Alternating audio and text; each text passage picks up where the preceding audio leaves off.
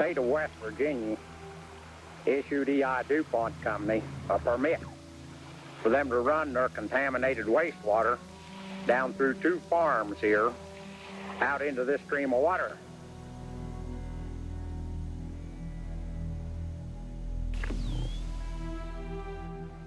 This is 151 of these animals that's died on this farm up here since this stuff's been coming down through this water.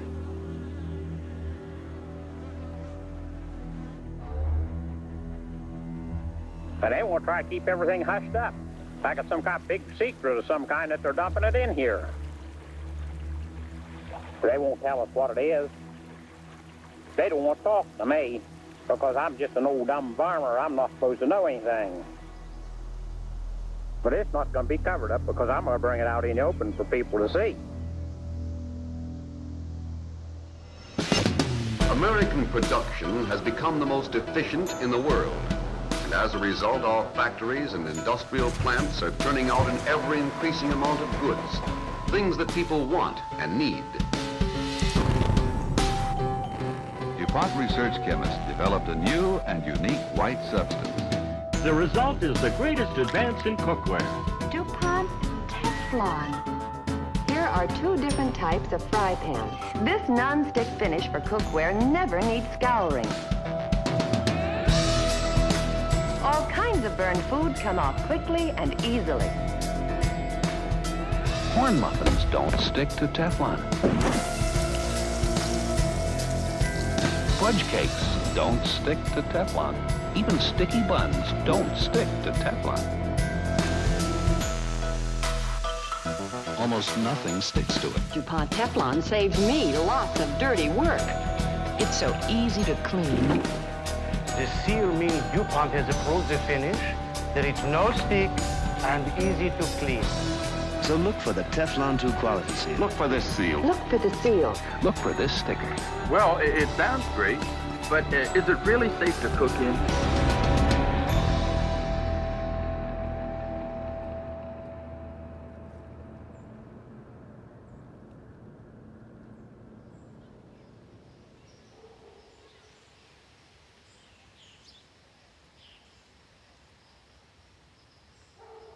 I was working, and I had made an arrangement for you guys to get your picture taken. This one right here? Mm-hmm. I always tell her this picture. It just, I just look at this and it just. It says, William Bailey III, Buck, you were 6 years old. You went to Jeb Stuart Middle School in kindergarten, 86 and 87. I don't know. I feel so bad for that kid.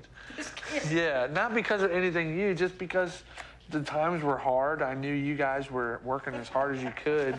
And I'm wearing a velvet green shirt, you know. I just remember it was my first year of school that I actually went to school with kids. And I stood out. Yep. That was when you were first born. How long do they wait to take pictures? I'm sure they wanted to get that one taken right away because there was a chance that I might not make it. That's what they said.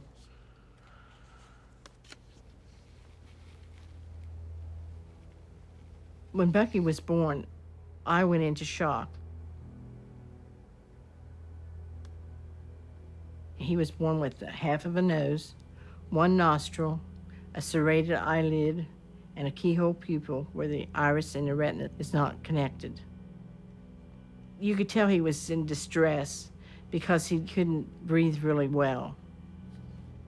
I was scared to death to hold that baby. I was scared he's going to die in my arms.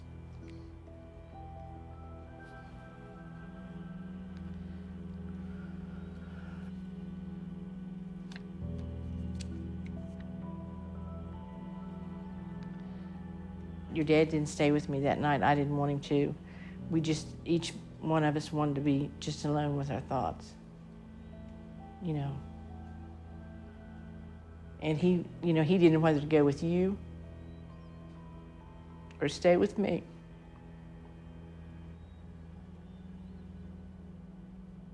When I was pregnant with Bucky, I worked for DuPont around Teflon.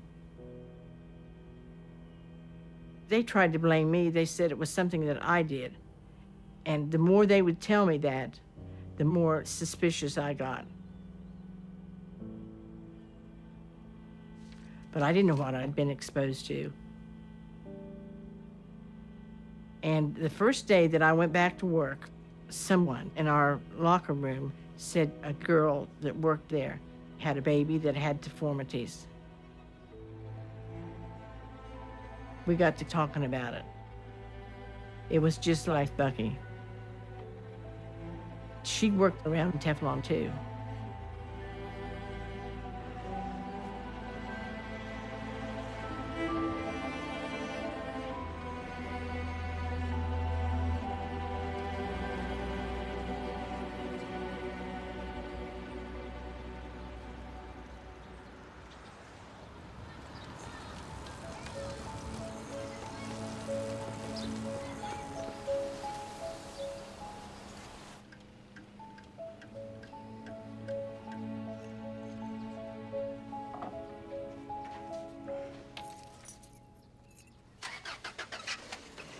May the good Lord bless and keep you, whether near or far away. The old traditional one. And I like that song my dad used to sing to my mom. She'd get about half teed off at him.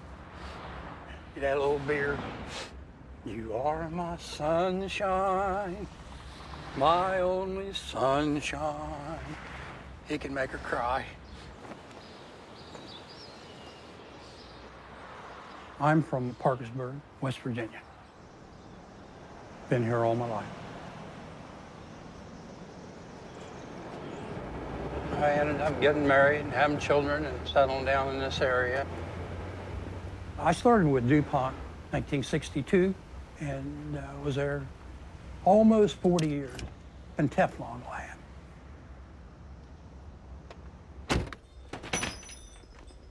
First time I heard that Teflon might be dangerous, I was told by a supervisor, we feared that it might be detrimental to the women who are pregnant. So we sent all the women home, but it won't hurt the men. That's the first time I questioned him. I said, don't hurt the men? He said, oh, no, can't I? You don't worry about it, as far as we know. Can I have another bottle of that B12? It's one of those. Yeah, we have the 50. This is good.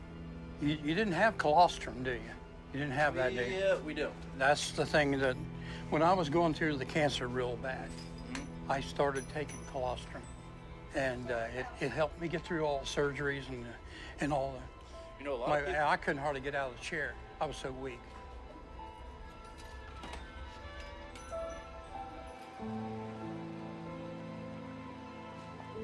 Well, when they removed the women from Teflon, it was a big shock to me. They just don't do that. I knew right then it was a big cover-up.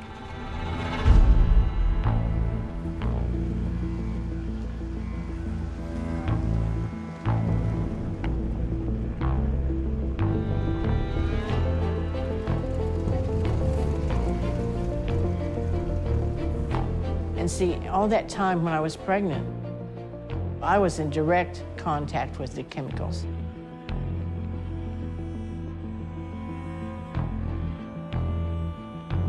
I did tell them. I told them right to their face. I said, I know you're responsible for it, and you've lied, and they're still lying.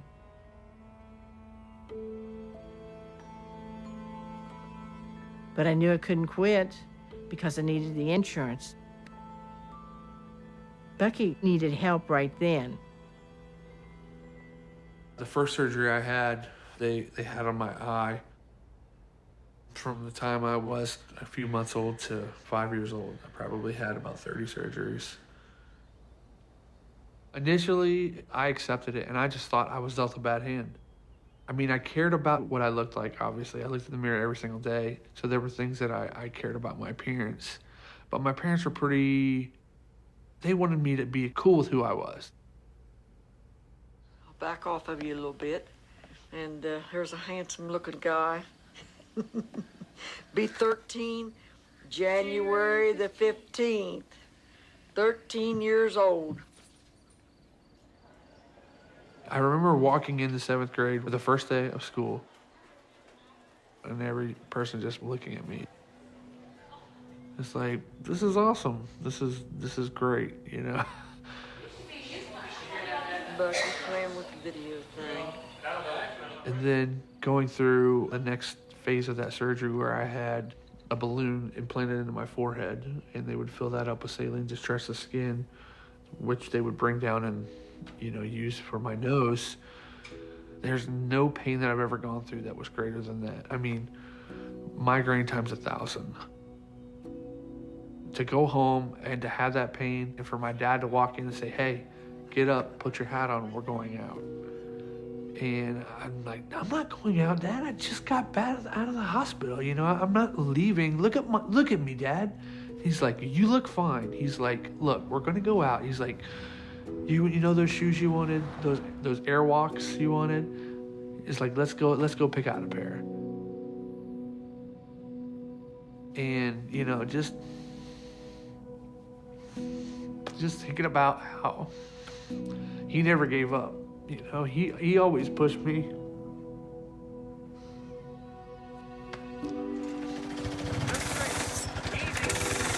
Easy. He never wanted me to sulk. I'm cool. He never wanted me to be down on who I was, and my mom was the same way. They never let me just be affected by it. They were always leading me through it. You know, it really didn't bug me too much growing up as a kid. I was just, you know, worried about, you know, making it through the next day of school. But it was kind of coming to a point when I was 18, 19. I stopped thinking about how I'd been dealt a bad hand and that was just my lot in life. Just thinking about, I need an answer. You know, I need to know what's going on. I need to know why this happened.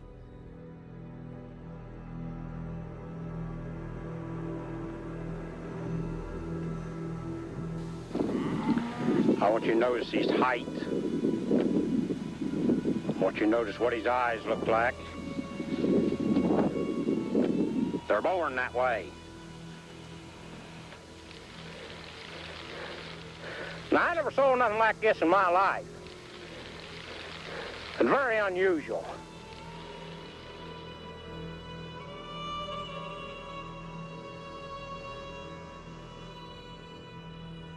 Wilbur Tennant was a farmer who sold part of his land to DuPont.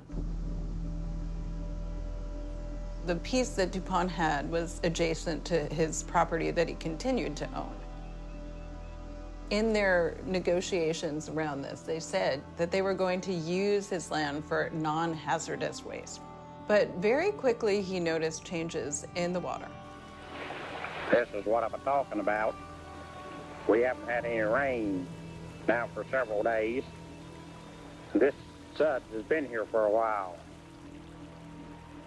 And he noticed that little things, little fish began to die, and he began to find dead animals.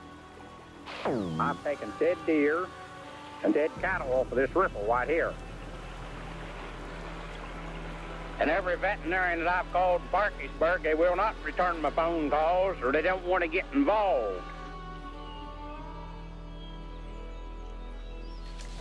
Actually, go ahead. I'm not going to do this right now. Just give me the document. We're now on the record, and our time is 9:01 a.m. Our opponent today is Bernard J. Riley. Our court reporter is Michelle Gray, who will now swear in the witness.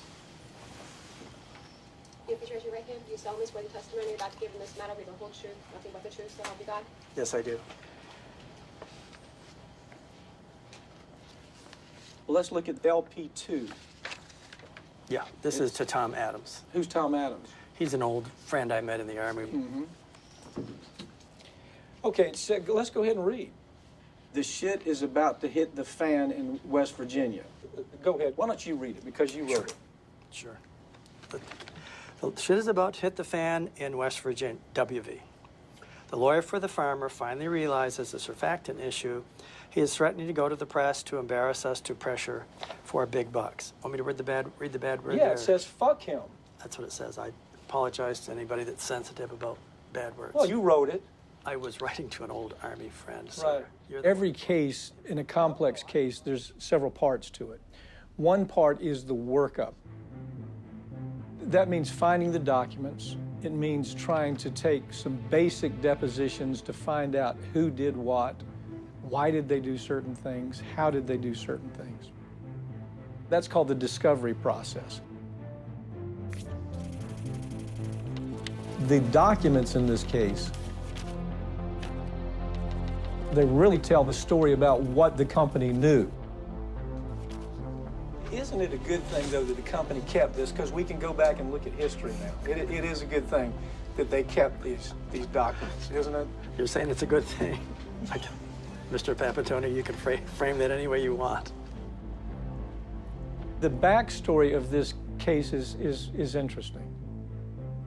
It started with a lawyer named Rob Bilott. He's a corporate defense lawyer by trade. And so this corporate defense lawyer gets this case, and he starts looking at it. When we got into the litigation with DuPont, we got access to a lot of the internal documents, and we found out that DuPont and another company called 3M had been studying this chemical dating back to the 1950s and 1960s. Dr. Carr, you're being handed what's been marked as Exhibit 30. I ask you to take a look at that and tell me if you can identify this document. Yes, I can. And it's entitled ammonium perfluorooctanoate, parentheses, FC143, parentheses, C8 compound. The heart of the case is this plant in West Virginia, they make Teflon. They make Teflon that is used for all types of sources. C8 is one of the elements they need to make Teflon. PFOS, PFOA, C8, these are all names for this group of miracle chemicals that came out of primarily 3M initially and out of DuPont.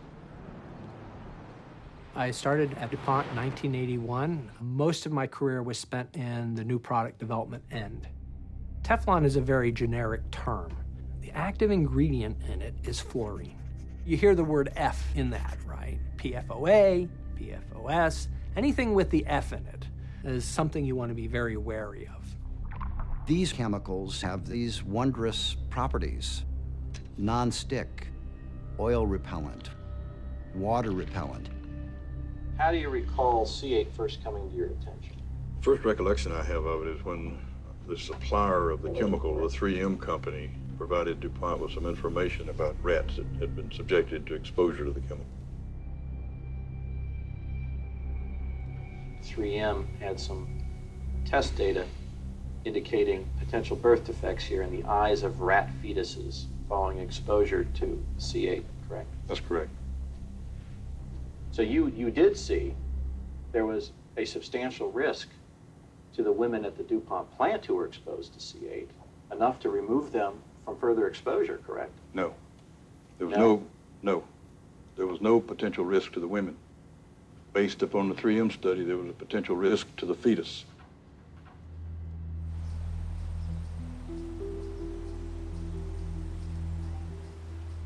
Flight to Parkersburg, WV, another long meeting to describe to the plant folks where the guy who is suing us over his cattle grazing downstream of our landfill would crucify us before a jury.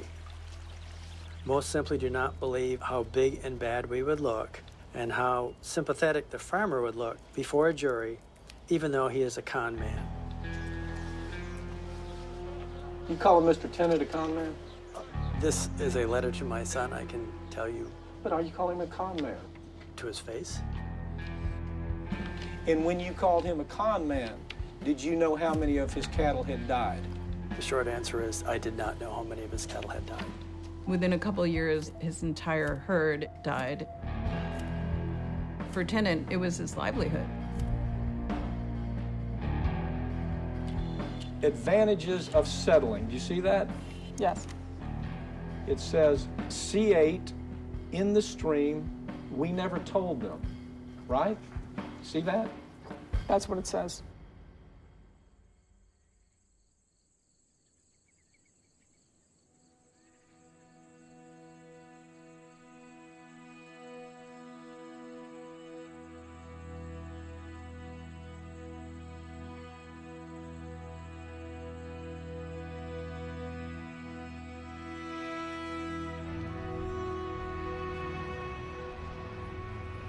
When did you first become involved with APFO or C8? I was first aware of it prior to 1977,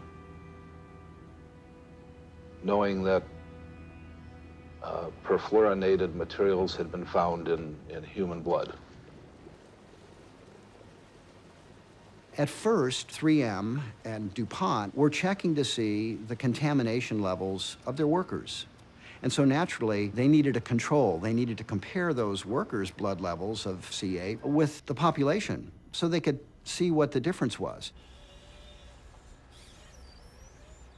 So they started going to archived blood supplies and checking to see what clean blood versus the blood of their workers might look like. There was no clean blood. They tested kids, they tested adults, they went to Asia, they went all over the world, and everywhere they looked practically, they found their chemicals in people's blood.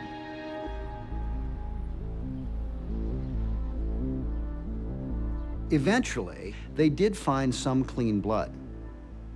It turned out it was the blood that had been taken from Army recruits and archived, saved, at the start of the Korean War. That blood was clean because the Teflon chemicals weren't out into the environment at that point.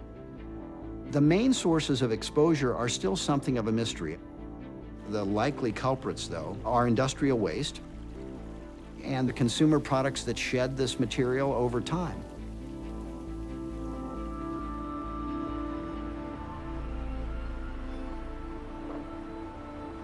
Today, every baby, probably on the planet, but certainly in the developed world, where all of these chemicals are widely used, every baby is born with at least some level of C8, of PFOS and PFOA in their blood. That's the essence of exposure, lifelong exposure, and it's involuntary. No one said, hey, you know, I'm good with a little Teflon chemical in my baby's blood. No one said that. They said, I love these pans.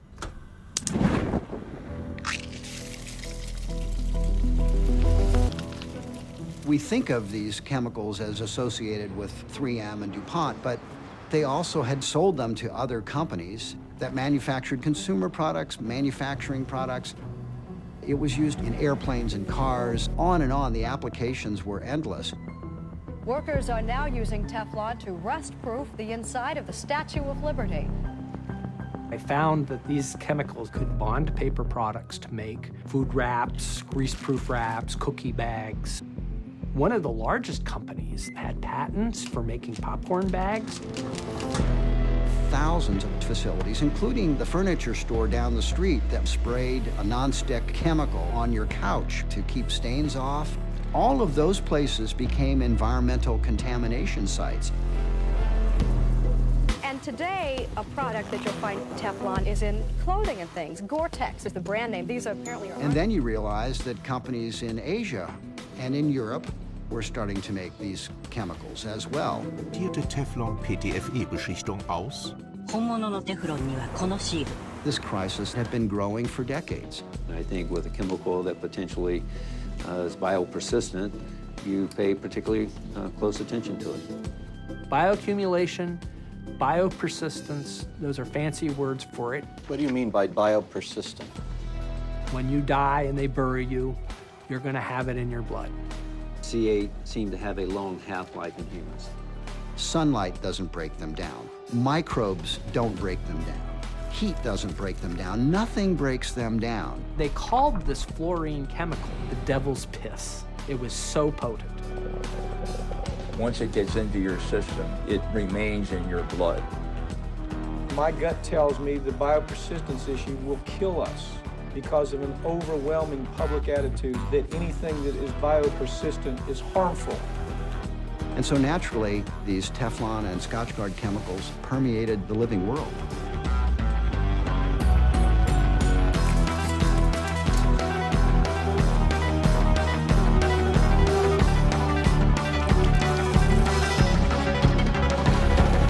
We didn't know it at the time, but the evidence showed that 3M and DuPont, they knew all about it.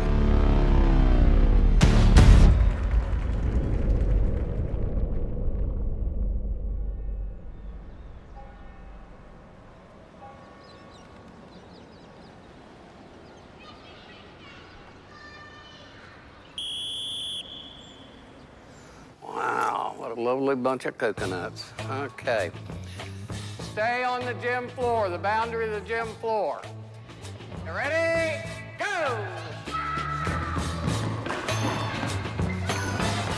Oh, no.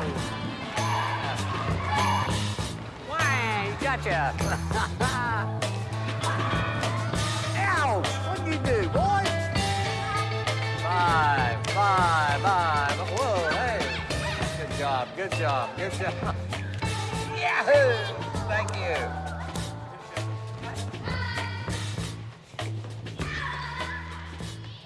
I love kids. Of course, I'm a school teacher, you know. And that's the thing that drove me more than anything. You know, I don't consider myself a whistleblower, more or less a fact finder.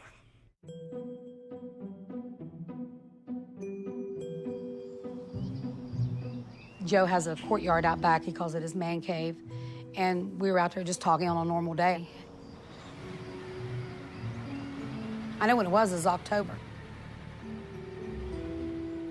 I'd gone to the mailbox that afternoon, and I saw this envelope. And it was from Lubeck Public Water Department. I opened it, and there was a letter in with my water bill stating that DuPont needed to notify us there was a chemical in our water. They called it C8. I thought, well, what's this about?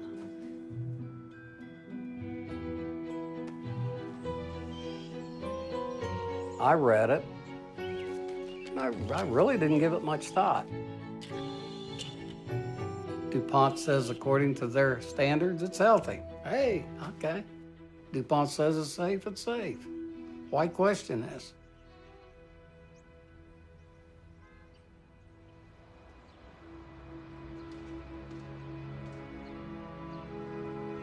I was testing C8 as soon as I started in the lab, more or less. From the get-go. They always picked on me for new jobs. They always give them to me because they know I'd do it. I'd learn it. Where I was at, I was isolated. I mean, it was a big room with huge cylinders that were full of C8, and they would bubble over. So you can think of it like a bubble bath out of control. That's the best way of describing it. After they made the Teflon, it had water that was discharged from it. My job was to pump it out back, so it would go directly to the river. As C8 was being used at that DuPont plant, 3M told DuPont that under no circumstances should you put it in waterways. It's right there in the document. Don't put this in the waterways. But at the end of the day, they start dumping so much C8 into the water that they, at one point, lose track of how much they've actually put out there. DuPont wanted to figure out how far it had seeped beyond its plant. So a team of folks went out with some jugs, plastic jars, and went to general stores and went miles downriver to collect samples. They found that, in fact, the chemical had gone quite far from the plant. Their own scientists, again and again, their own lawyers, in fact, told them, you know, we really should tell people about this because they're drinking it, they're bathing in it. Who makes the final decision as to whether or not there is a risk that needs to be disclosed to the community? Well, again, risk is relative.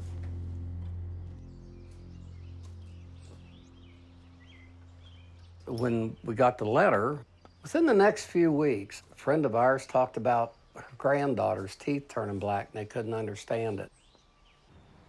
Then looked over, and there's my neighbor's dog's tumors all over him. He couldn't explain. He said, I've never seen the like. Every time I see somebody get sick, it wasn't just a cold or a flu. And then I heard about, these young guys, 2 of them having testicular cancer in the area. It got to the point where something just didn't feel right. And for some reason, don't ask me why or what, but that letter kept hanging in the back of my head. I couldn't get it out of my head. What's that doing in our water anyway? I thought, well, shoot, I'll just call Department of Natural Resources. I'll ask him what it is. Didn't know anything about it. Well, that's not my field. I thought, well, boy, that's a strange attitude. I got a hold of the clean water people. I went to the wellhead people, Department of Health, and God, I got shut off on them. I told Darlene, I said, honey, something's not right here. So I called DuPont, talked to the head toxicologist for 45 minutes. I hung the phone up, and Darlene said, well, what'd you find out? I said, I was just fed the biggest line of BS I think I've ever been fed. We heard that very early in the production of Teflon products, there was a manufacturer up in the Midwest who called and said, we want you to come over here and look at this. We're heating up this Teflon. And we heard this pounding noise on the roof. It sounded like a hailstorm. It was a flock of birds. As they were flying over where the vent was, they just dropped out of the sky. By 1984, the company knew that the material was going into the Ohio River, was going up into the air, and weren't telling the community about it. The particles in the air that came up into our old lab, we always wondered what it was. It wasn't dust. It was a white kind of material. It was all over the plant, in the air. I think that's how it happened.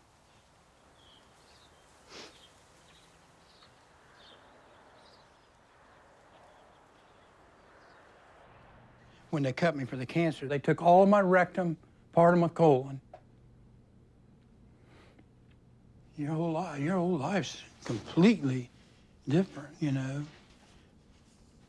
You don't sit on a toilet ever again. I change this thing 3 or 4 times a day, sometimes 5. So this is everyday life for me.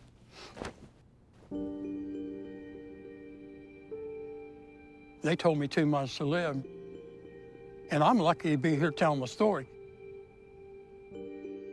That's why you called and requested that I go ahead and schedule a deposition so you'd have a chance to testify while you were still alive. And before I die, I want to get this out. When you were down there in the Teflon lab, did you work with a lot of other people that have been sick or died early? One of my good friends, Carol Kaplinger, he had leukemia of the blood. He died. How old was he? He's only 50, 40-something, 50. Anybody else? Jim Broadwater. The last time I seen him, they were taking him to the Cleveland Clinic, and he died up there. How old was he? 50. Pat Ankrum, she worked B shift, and she passed away. Joy Weaver, they had him on chemo. I knew him all my Teflon days. Don Lutz, Lana Frankout, Daryl Cronin, secretary. How old was he? 30s. And I lost a good friend. He loved baseball. Cliff Spiker, Steve Bailey, Alona Carr, she passed away. Paul Radaball's gone. Glenn Pepper's gone. Cliff Smith's gone. Jim Huey, he had a tumor show up. A month later, he died. Is there any doubt in your mind that all of these people were exposed to C8 based upon your personal observation? To the best of my ability, I say they were all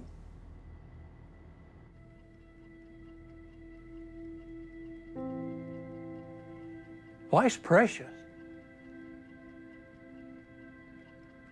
And to see somebody you'd work with every day, my friends, die, that's hard. That was devastating.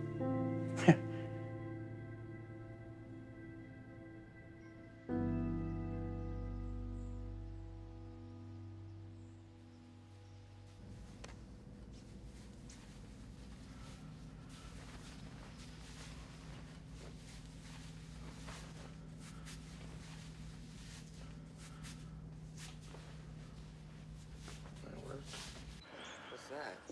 Just a handkerchief for a sweaty fat guy. It's one thing that I've never had to buy our handkerchiefs because my dad was a pastor, so he took them all the time. So all my handkerchiefs are my dad's. Actually, the church we go to, he started it. Yeah. He passed away in 2008. So, yeah. You good? I just need to get some bottled water. Cool.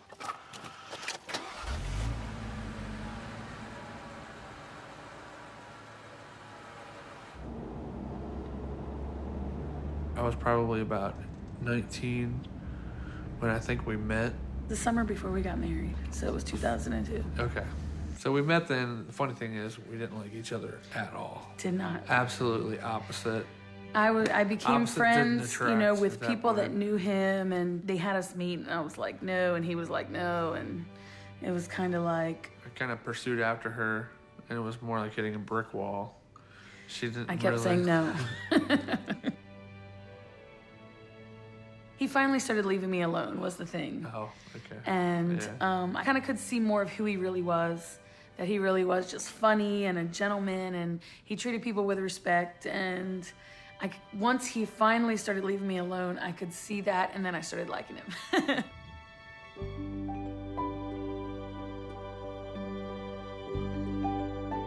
We were engaged like maybe 2 months after I started liking him.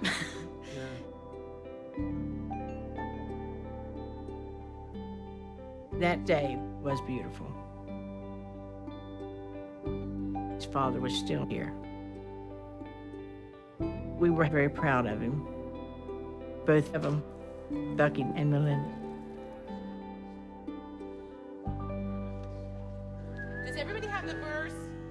Yes. Yes, okay, verse. You are good all the time.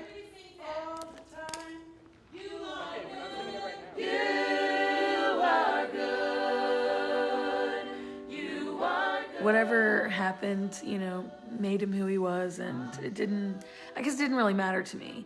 And I guess later when we thought about a future family, you know, all that stuff goes through your head, you know, when you're like, this is the person I'm gonna marry, and, you know, is this gonna affect our lives? And I remember it more bothering him, and him saying how he would never, I don't wanna cry, he would never wanna have a kid, have to go through all that he went through as a kid.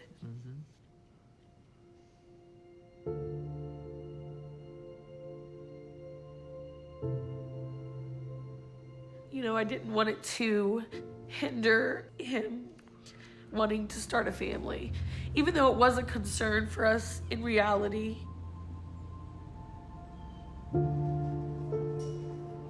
Before we started trying, we wanted to see how high his C8 levels were and what was in his bloodstream.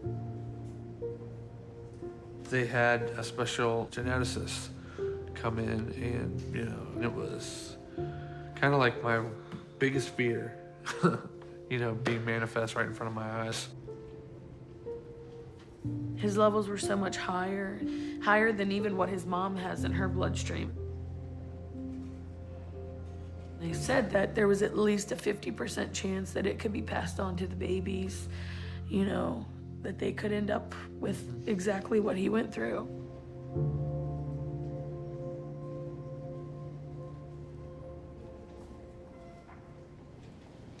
Okay, but it says big announcement. Go ahead and read that next to the last paragraph. Big announcement, 3M, 2 days ago, it is going to stop making Scotchgard because it is too persistent in the environment and gets into our blood. They then told us they are going to stop making a related product that is an essential ingredient in the Teflon polymer, also is very persistent and also gets into blood, but so far no signs it has hurt anyone. If it does, we are really in the soup because essentially everyone is exposed one way or the other. The first time we came across this issue was May of 2000, and it was just a short little story that 3M had decided to replace the chemistry that was underneath Scotchgard with something else, and that this was going to cost them hundreds of millions of dollars in that year. 3M was presenting to the US EPA some information that had just come in, some rat studies with PFOS and the widespread presence of the chemical being found in the blood as well. And EPA was expressing concerns about that data. And so 3M and the EPA hammered out an agreement where they would voluntarily take PFOA and PFOS off the market. At the time, the best producer of the perfluorochemicals was 3M. DuPont looked at that business, and I was there at the time, and they said, Yahoo, the king is dead. And in fact, within a few months, DuPont made a decision not only to continue using PFOA, but to actually begin manufacturing PFOA at its facility in North Carolina, correct? I don't recall the exact timing or phasing, but you're correct. Within some period of time, we concluded to manufacture the product and to continue using the product.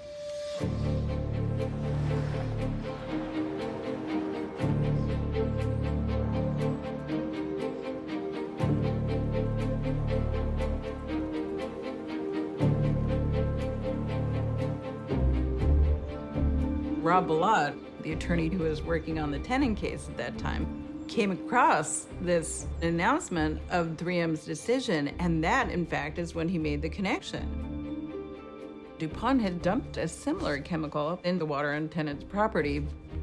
I sent a letter to the US EPA on March 6th of 2001, summarizing what we were seeing in the internal documents, providing information to the agency to let them know we think you ought to look into PFOA and investigate it.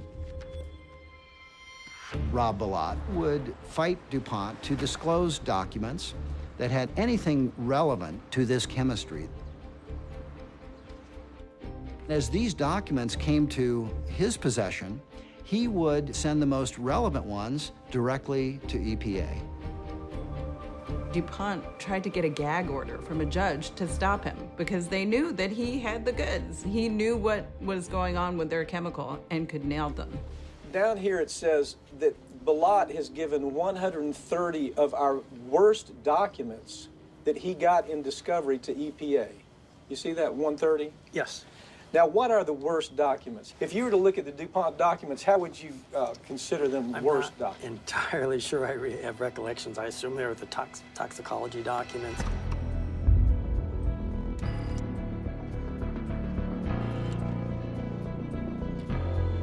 All the way back to the 60s. They are aware, clearly aware of the risk of the product. Their own documents showed that this is a toxin. They continued to find toxicity effects through the late 1960s. By 1988, they started doing cancer studies. In that particular study, increased rate of Leydig cell tumors were found, correct? That is correct. Their studies were showing rats dying, dogs dying, monkeys dying. They were seeing testicular tumors, liver disease, pancreatic disease. Unfortunately, monkeys, even at the lowest dose, were dying after being exposed to PFOA. And they know that these primate studies have a direct relationship to what we'll find in the human population. DuPont itself had classified PFOA as a confirmed animal carcinogen possible human carcinogen.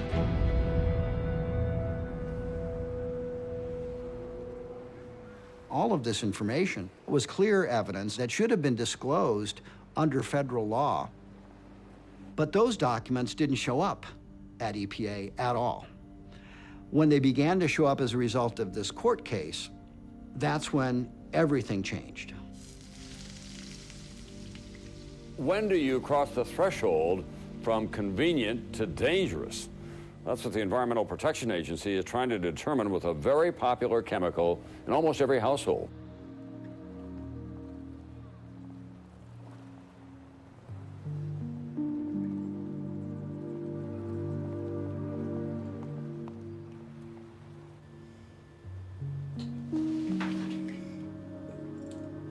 I just started digging.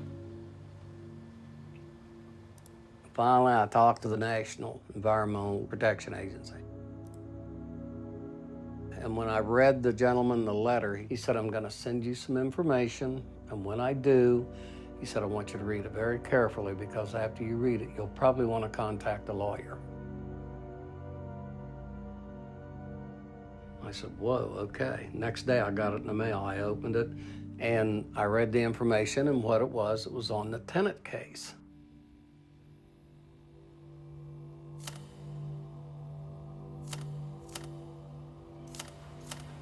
You see the discoloration in that eye? They're born that way.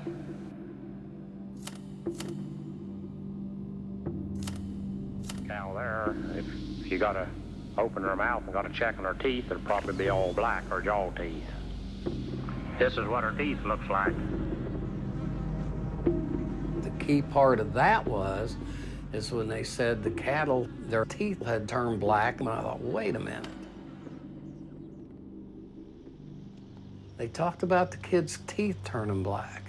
I started putting two and two together, and I looked up in the corner, I saw Rob Bellot's name up there. So I said, I'm gonna call this guy.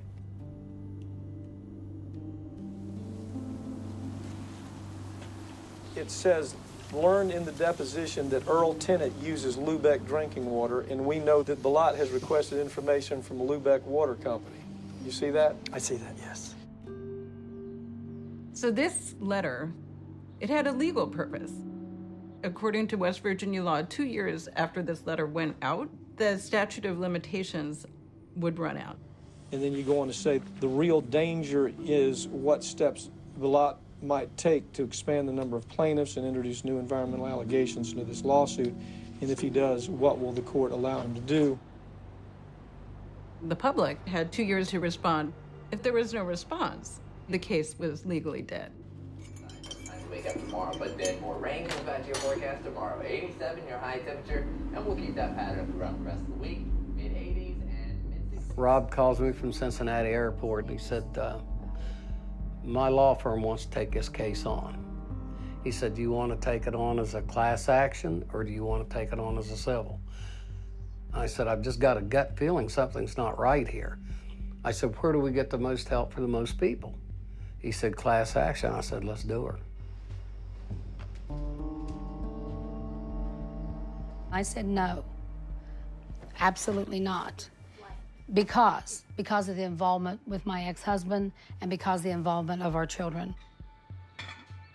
My ex-husband worked at DuPont, so anything that might cause them any kind of pain or anything, I just didn't want them to be involved.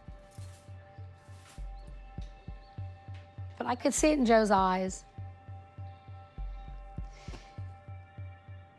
And he said, I really think you need to do it. I said, if you want me to, I will. I'll do it for you. But we got to be very protective and very careful.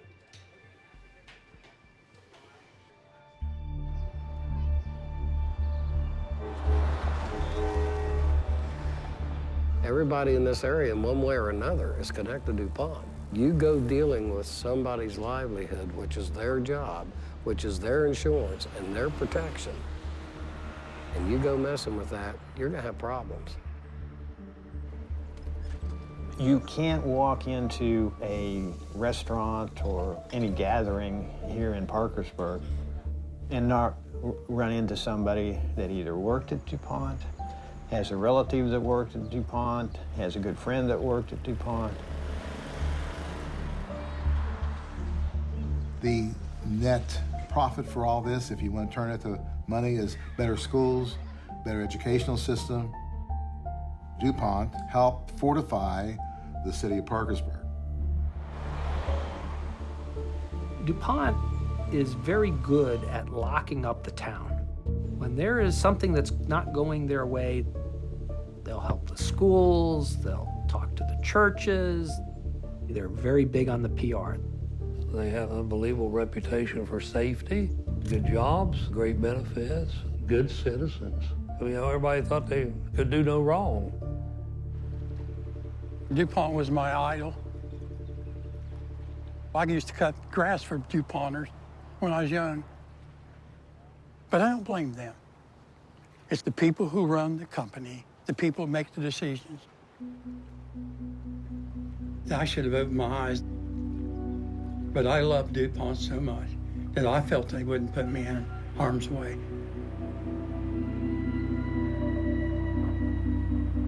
We want to believe corporate America. It's too horrible to believe that every day we get up, we're at the mercy of a corporation who might lie to us, who might poison us, who might create a product that's going to kill us for profit. There was consensus reached that the issue which will decide future action is one of corporate image and corporate liability. Liability was further defined as the incremental liability from this point on if we do nothing, as we are already liable for the past 32 years of operation. See that? Yes. In 1984, they already admit we have been liable for 32 years. They had made a money decision.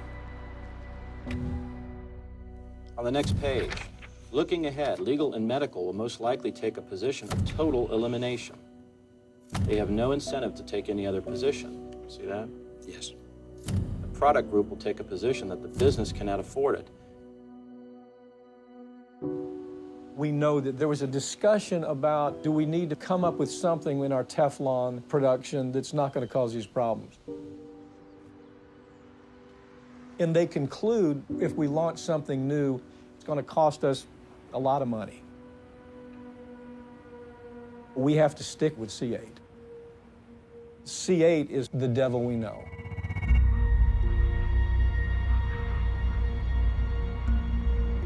I think they recognized that Teflon was a very significant part of their business.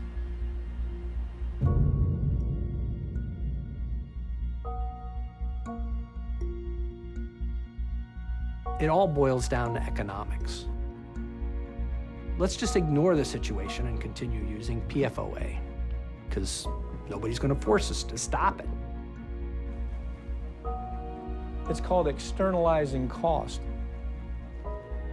We want to make all the profits at DuPont, and we want to pass all the risk, all the illness, all the suffering, all the cost of cleanup onto the taxpayers.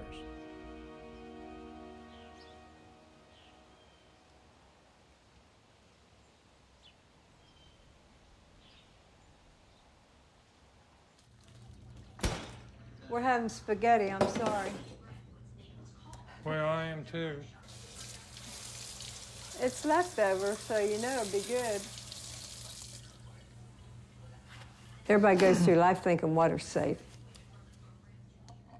You go in and get it out of your sink and think, To think that an advanced country like we live in, you wouldn't think of it being polluted or dangerous.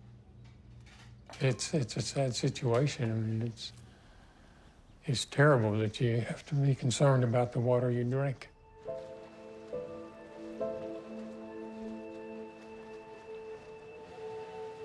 The Ohio River comes down through Parkersburg and goes toward us, supplying the people in Evans with their water. Evans is approximately 40 miles from the Parkersburg DuPont plant. Parkersburg was certainly contaminated with chemicals, C8, correct?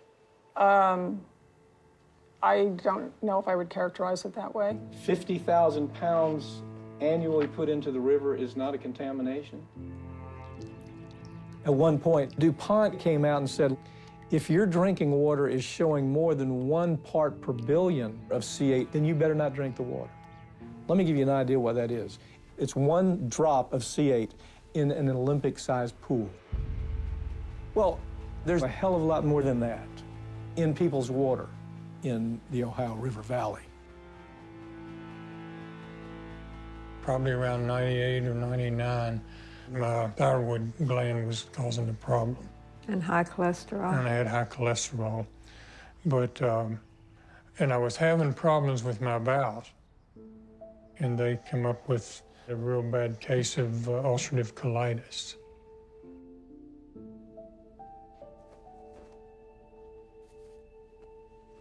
You have an ulcer in your colon, and it will start to bleed every so often. When it does, you better be near a bathroom. If you don't, you're going to have an embarrassing situation. He couldn't get it under control. His doctor told me, he said, it's amazing that he has not gotten cancer from it. He said it's inevitable, it's going to happen from this, but... It's not going to happen now because I don't have a colon. They took my colon, so I'm not going to have colon cancer. You know, I was always thinking that one day I can retire and enjoy life and we could travel, but not anymore. I don't talk about this situation very often. I don't tell other people about it, but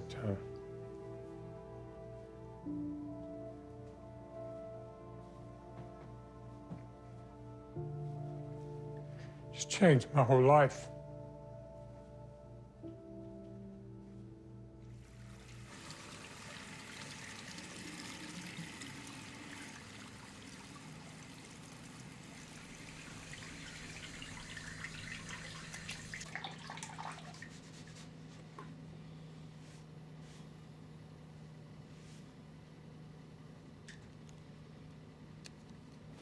Now a lawsuit brought by local residents accuses DuPont of trying to cover up what it knew about Teflon's risks. Joe Kiger says he had no intention of hurting the DuPont Corporation when he agreed to be part of a suit challenging the health effects of C8.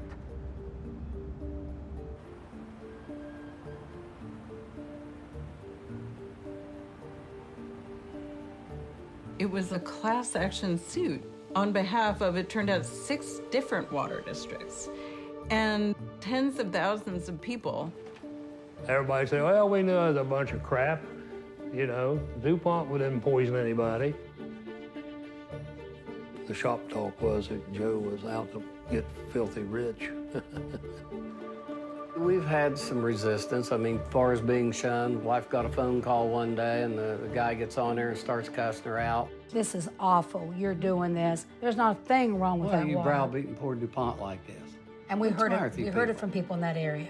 Teflon, that famous brand name known for non-stick surfaces, may pose health risk. The EPA has asked... As the story began to break, DuPont scientists were working to produce public pronouncements saying, look, we've taken a look at it. It's nothing to be concerned about. Based on our assessment of the science, we do not believe this poses any cancer risk. Chemicals that have an effect in animals don't necessarily have a similar effect in humans. First of all, DuPont put together this team of legal experts and scientists to defend their chemical. And it was led by someone named Mike McCabe. Sometime during 2000, you became the U.S. EPA Deputy Administrator, correct? I received a commission from the President to be the Deputy Administrator. Before that, I was Acting Administrator. And in 2003, you began working through McCabe and Associates for DuPont, correct? Correct. Mike McCabe had been the #2 guy at EPA, and he got other former EPA folks with him, and they really pushed back. There was a revolving door that was taking place between DuPont and the EPA. DuPont had basically gained control of governmental decisions. The ask, you see the ask, and then ask is in quotes. In our opinion, the only voice that can cut through the negative stories is the voice of EPA. The governmental agencies that should have been responsible, the EPA, those people were captured by DuPont. It's called corporate capture. They're sharing documents. They're showing each other things before they happen. The DuPont folks are requesting quotes from the EPA to put in their own press releases. Subject, urgent, see that? Coverage has been broad in print and network media. Significant disruptions in our markets and our consumers are very concerned. We need EPA to quickly, like first thing tomorrow, say the following. Consumer products sold under the Teflon brand are safe. Further, to date, there are no human health effects known to be caused by PFOA. DuPont did, in fact, ask EPA to make those statements, correct? That's correct. So all of a sudden, the EPA says, oh yeah, we'll do whatever you want us to do, which is complete scam, utter scam. And it was very successful. As for all those pots and pans in the homes of Americans, both DuPont and the federal government say there's no need right now, Elizabeth, to throw them out. No need to throw them out, but it seems like plenty of need for concern.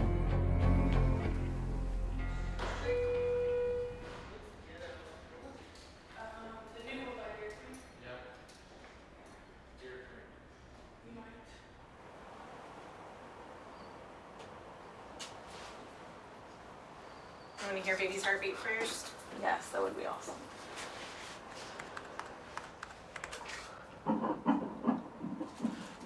He's alive. He's moving. He moves a lot. So if you can get a face shot, that would be awesome.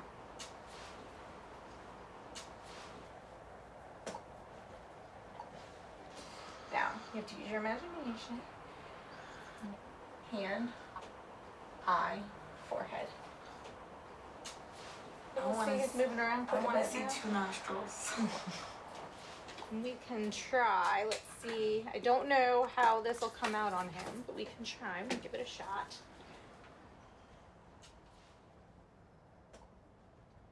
I will say this is something we really had to pray about to know, are we going to take the next step and have children? Yeah.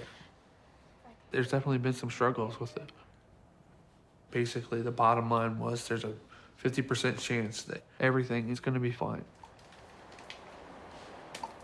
Yeah. I don't think I'm going to be able to because his hands are right there. He has his hand kind of over his face like this. So that's why you can't see his nose. This is his eyelid. He's just... He doesn't want to cooperate. Nope. He does not want to cooperate.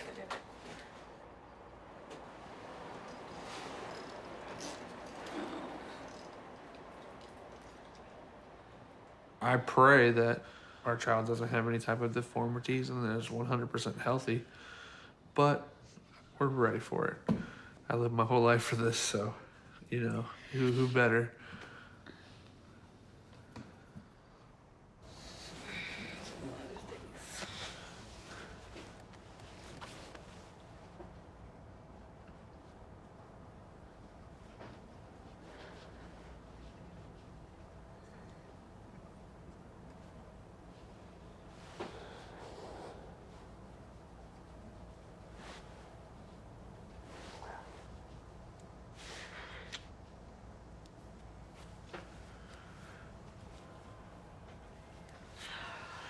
Be okay.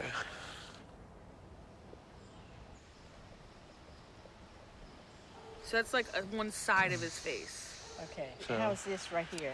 You got it upside down. Yeah. But she tried Yeah. to get a profile. She was like, He was "Come like, on." she was like wiggling on my stomach, trying to get him to take his hands down from his face, and he wouldn't do it. He kept like Yeah. going back up like this. He was scared. Can't imagine him holding the baby and the baby being his and Melinda's. They've been married for 12 years. I know that they held back for so long. I just wish his father was here to see it.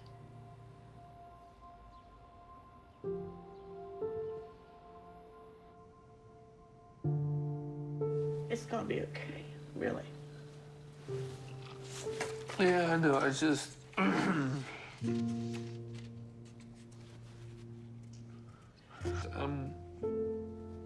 I miss my dad. I know it.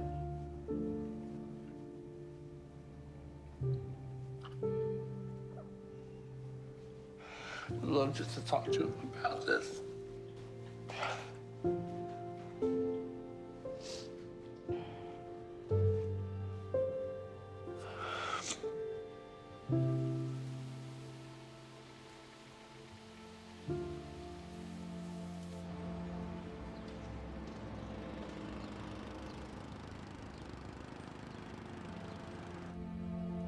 In 2005, we got the call from DuPont.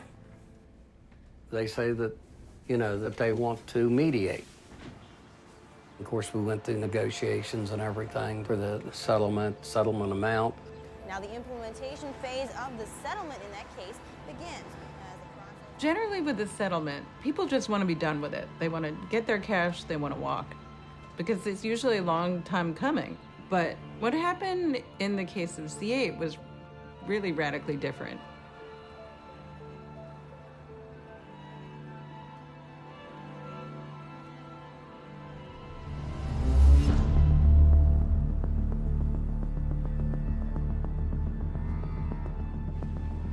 Rather than just take that money provided by DuPont under the settlement and divide it up among the class members and walk away, what we decided to do was set up something we called the C8 Science Panel. The community wanted to know, does drinking PFOA actually have links to human disease? The settlement is far from the end of the C8 case. It merely sets into motion a blood test process which 6 different water districts are eligible to take. That was a sacrifice on the part of the people who had won the money, but it was one that could have turned out paying off for everybody in the world. You have to remember that DuPont has spread C8 all over the planet at this point. The science panel was important to determine exactly how bad this stuff is. I said, if this stuff is harming people and they've known full well what's going on, we owe it to these people to get this thing right. According to the settlement, any of those people in these 6 water districts could sue if this science panel could prove whether the exposures had caused any harm. DuPont remains confident the test results will prove C8 is safe, but a lot depends on how many take the test. It's my belief that when DuPont settled this case, they had predetermined that no epidemiological study could be done large enough to ever get a link. And with no link, the jury comes back, you're innocent, and you could never be tried again. The problem is when you ask people to volunteer for a study, not many people are going to show up. And so who's going to do this? We want to get this thing up and running because the momentum was there, the case had been settled. So we put a lot of information out in ads and pamphlets, you name it, every type of media we could get our hand. We flooded the market. Healthy drinking water is vital to all of us. That's why scientists need to know if the chemical C8 causes any health problems. By completing a health questionnaire and having your blood tested, you can help. And you may be paid up to $400. To get started, call 1-800-608. We ended up also using that money to pay class members to come in and have their blood tested for PFOA and to provide access to their medical information. This daughter of a DuPont worker is ready to cash her $400 check. That's not too shabby coming in around November for Christmas for a lot of families. If the research ends up showing that C8 is a major medical problem, the impact will go beyond. West Virginia and Ohio residents could be tested over the next year. Thousands of people are undergoing tests that may ultimately help determine whether all of us are at risk.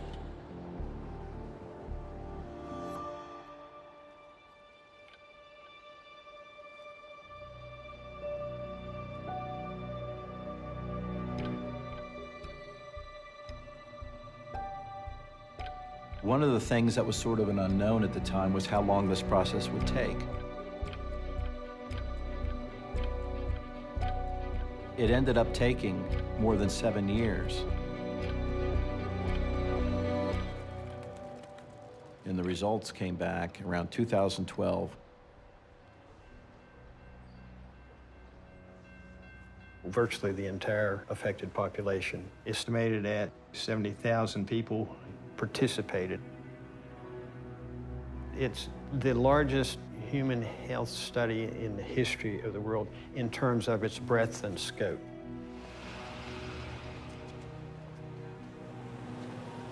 The eyes of the world have been on this science panel. The chemical industry has been keenly interested in what was going to come out of this. They designed the most world-class studies that have ever been done on a pollutant. They spent 7 years studying this community. What other chemical do you have this kind of information about? The science is unequivocal now. And in 2012, they said that there was a link between drinking this in the water and 6 different diseases: kidney cancer, testicular cancer, ulcerative colitis, thyroid disease, preeclampsia, and high cholesterol.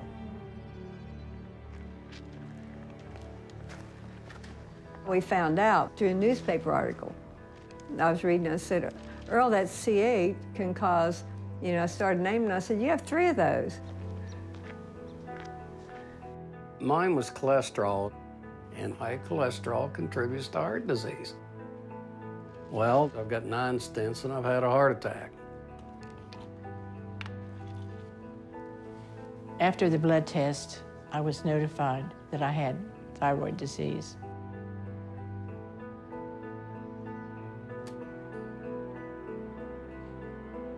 Was I a guinea pig? What do you think? That's what it looks like. Was Carol Kaplinger a guinea pig? Was Cliff Spiker a guinea pig? Was Joy Weaver a guinea pig? Were they thinking we're dumb enough that we don't know what's going on? First, it's the workers you betray by not telling them. And then you betray the community in which these plants operate. And then you betray the community next door, who's also being exposed.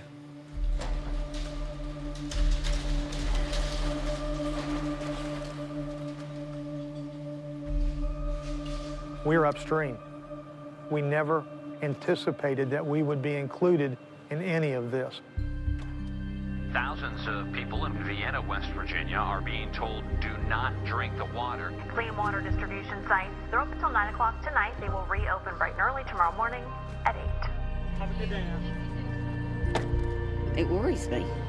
We've got a lot of cancer in this area, and then you wonder why.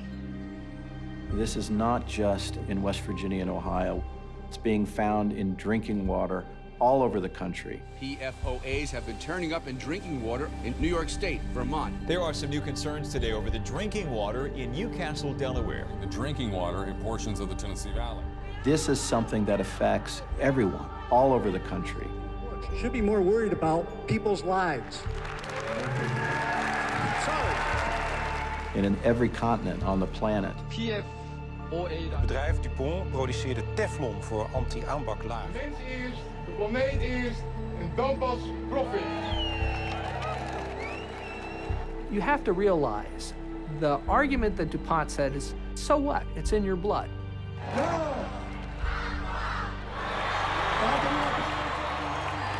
And my position would be, you have no right to pollute my blood.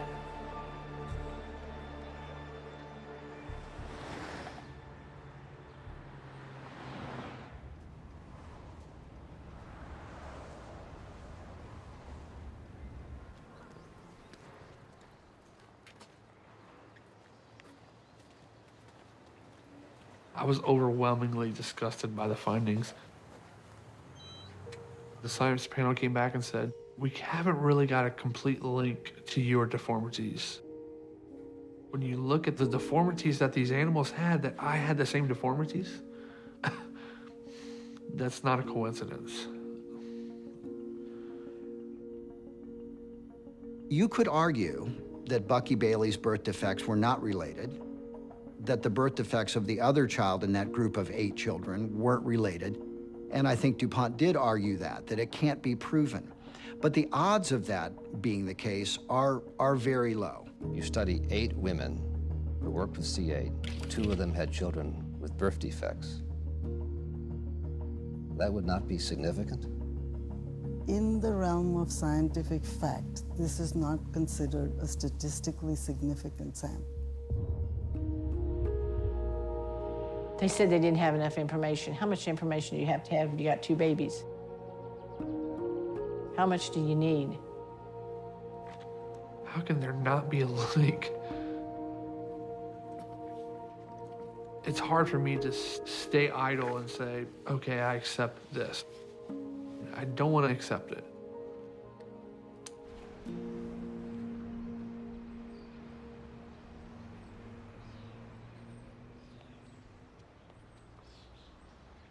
May it please the court. Ladies and gentlemen, this case breaks down pretty easily. It's not as complicated as you might think. First of all, one of the issues that we're going to be talking about.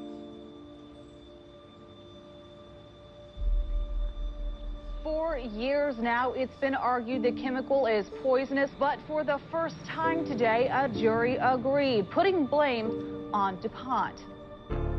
A plaintiff in the first case in a long line of personal injury and wrongful death suits against the DuPont company has been awarded $1.6 million. It was definitely a fasten your seatbelts kind of moment. DuPont had realized that juries saw things in a different way than they did.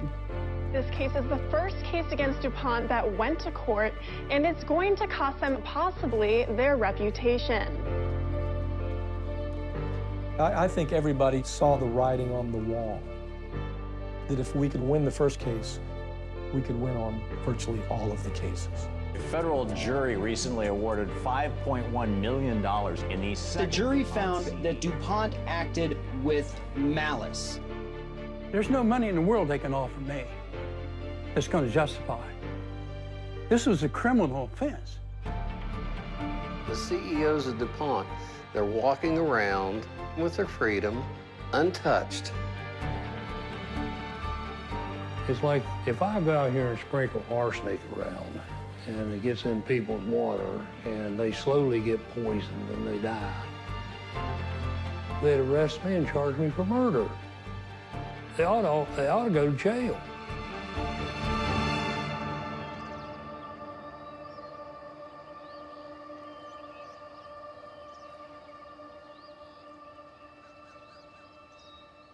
$16 million?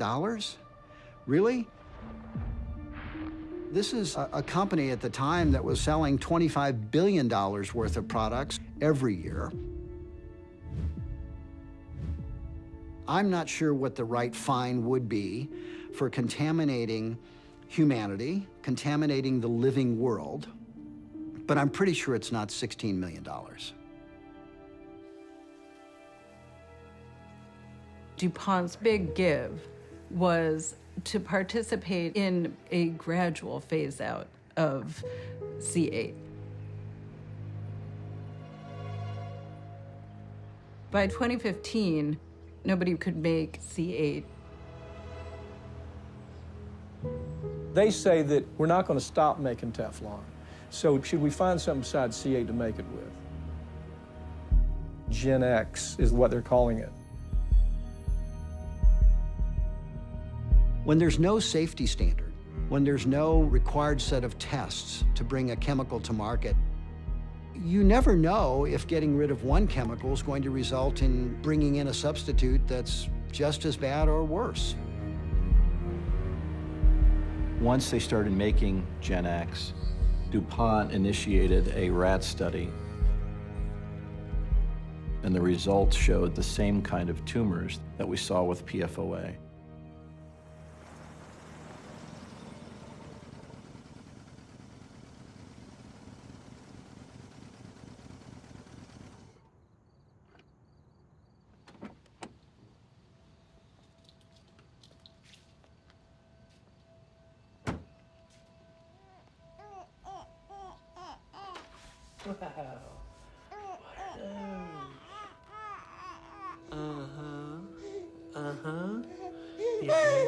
You're handsome. You're handsome. I'll never forget of sitting in that pre-op and just thinking, you know, what's my reaction going to be when I see him?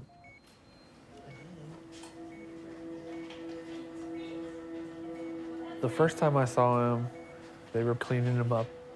They called me over, and I'm thinking to myself, please, Lord, I know this is gonna be okay. I know this is gonna be okay, but what if it's not okay?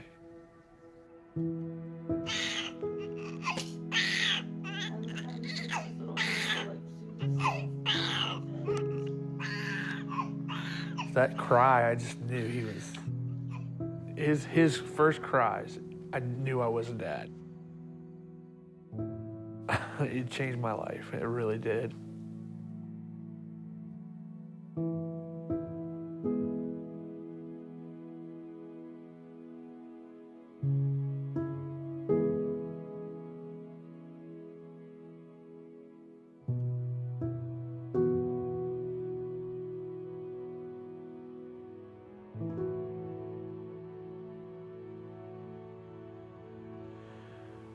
His eyes are closed, but he's smiling. This is heaven right here for me. This is awesome.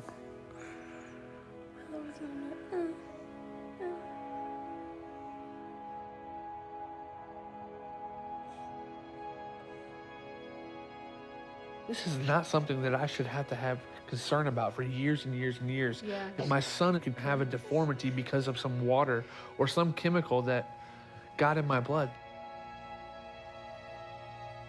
It's not over yet.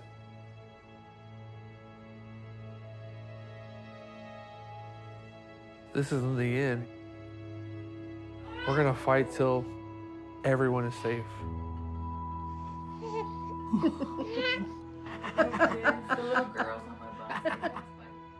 I don't know what C8 does with lifelong exposure, but changes have to be made.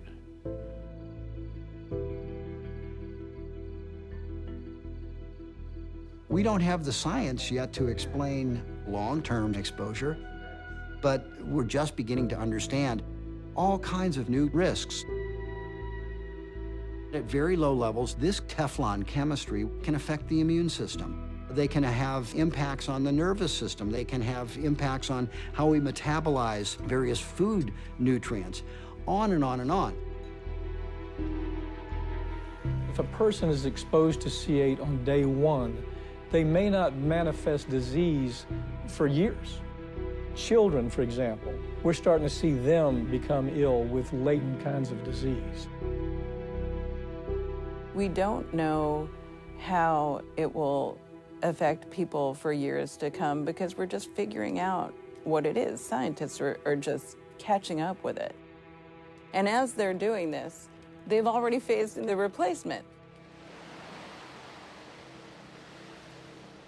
So that's already out there. You can see from this story, from this vantage point, that it almost goes on forever. Drinking water in North Carolina is being tested for a toxic substance called Gen X. It turned up recently in the Cape Fear River. Gen X is the replacement chemical being used for Teflon production after DuPont was found to be using a previous toxic chemical. DuPont did stop using C8, but they've just replaced one poison with another.